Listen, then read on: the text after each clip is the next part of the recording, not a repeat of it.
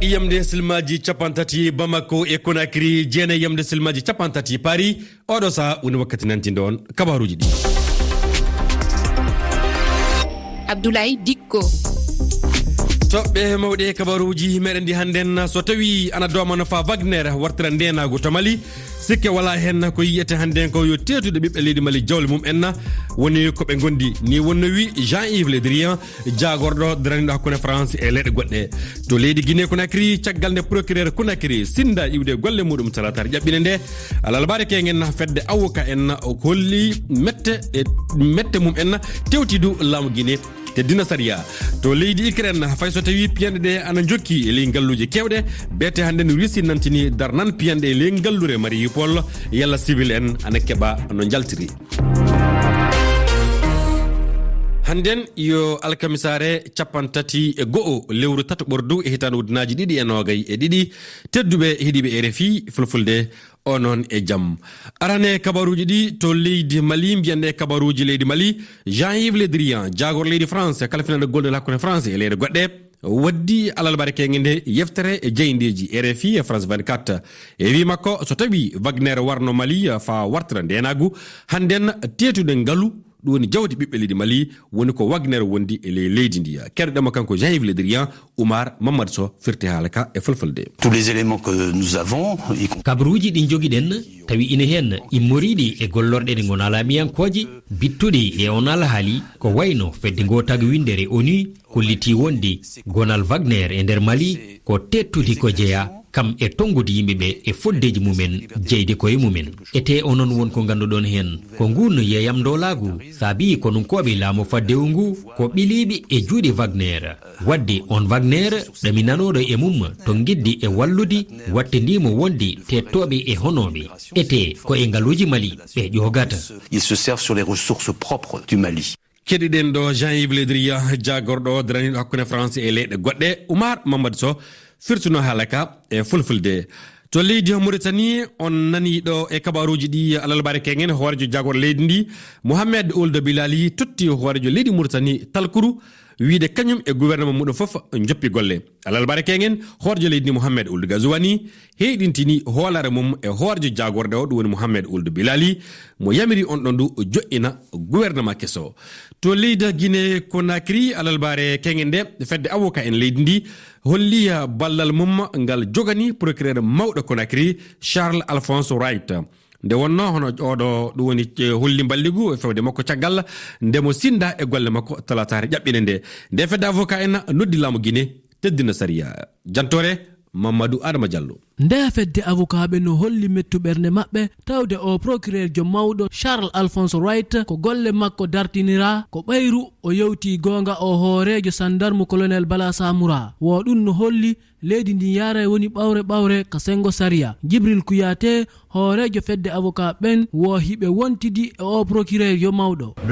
fedde avocat ɓe ɓen hino wakkilini Charles Alphonse Wright e hino nodditi jagorɗo kippuɗo fi ñawor nden yo joɗɗintimmo ka golle makko meɗe wontidi e makko fannin himo teddini saria fedde avocat ɓe ɓen no weltori golle ɗe Alphonse Charles Wright woni e waɗude ɗen ila o woni procureur mawɗo ka suudu ñaworu Conakry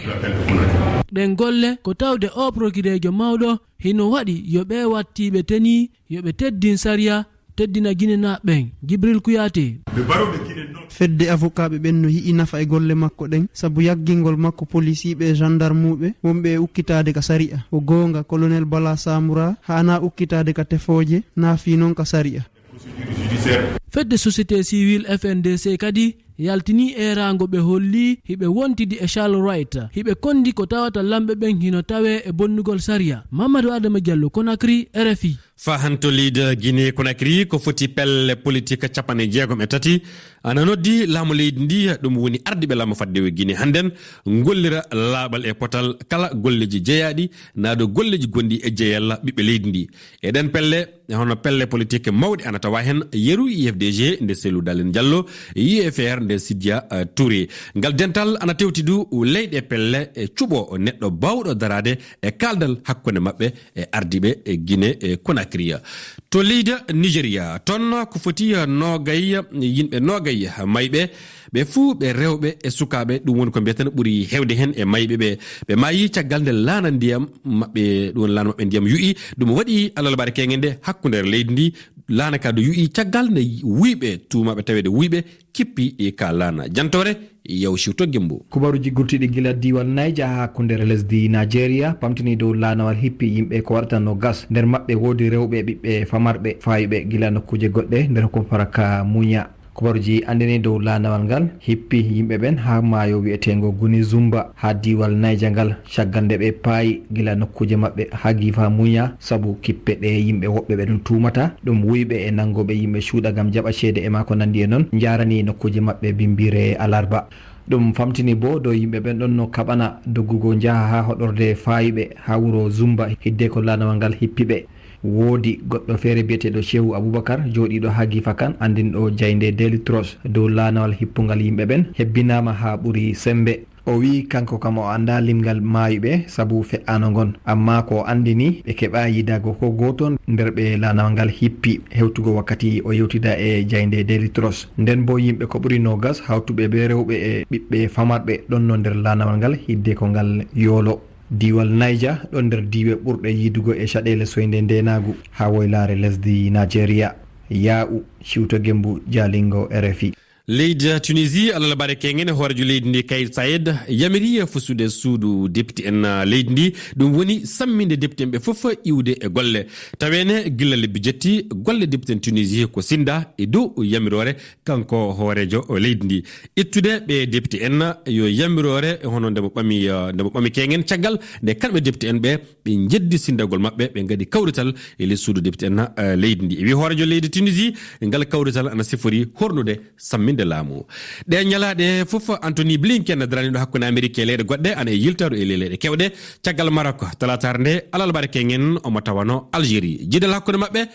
hakkude makko e hooreɓe Algérie yo goldal hakkude leyɗe an tawa hen hono noon hakkude Russie e Ukraine fitna e gontonɗi ɗu ana tawa e jewteɗe Abdoulaye Diallo e ngu jillu makko to Algérie horejo jagorɗe halfinande huwodiral dental leyɗele Amérique leyɗe janane Anthony Blinken holliti wonde nde hare hakkude Russie e Ukraine no mari battane musɗe e nder adunaru ndu fuu tentini ka leyɗe arabuɓe ko tentini ɗum e wi makko ko cogguli e ñameteji hewɗi ɓeydadi e ngu jillu makko kadi o yewtidi e jagorɗo Algérie halfinaɗo kala ko fati e huwodiral e leyɗe janane Ramtan Lamamra ɗo e himo yidude e hoorejo leydi ndin Abdelmajid Tebboune ka kuccodiral makko e jayniyankoɓe ɓen Blinken andini fandare Amérique ko moƴƴintinde hakkude Israel e leyɗe arabuɓe ɓe no famodiral e heɓo Anthony Blinken eri kadi leyɗe arabuɓe ɓen yo jingan Ukraine sabu yiyande makko ko leydi toñandi tawa noon yoga e leyɗe arabuɓe wono Algérie felani Russie caggal nde hare nde ɓe immini Ukraine ko adi himo yaha Algérie o waɗno jillu to Maroc ɗon ɗo o waɗi e tabande mawde e tinnude jokkodiral Maroc e Amérique e majjaka noon luural mawgal no hakkude Maroc e Algérie e ko yo wite Sahara occidental ko ɓuri e duuɓi sappo nani ko ɗum saabi ha hakkude ɗe leyɗe ɗon ɗiɗi ɓurɗe marɗe sembe e nder leyɗe arabuɓe dartini jokkodel maɓɓe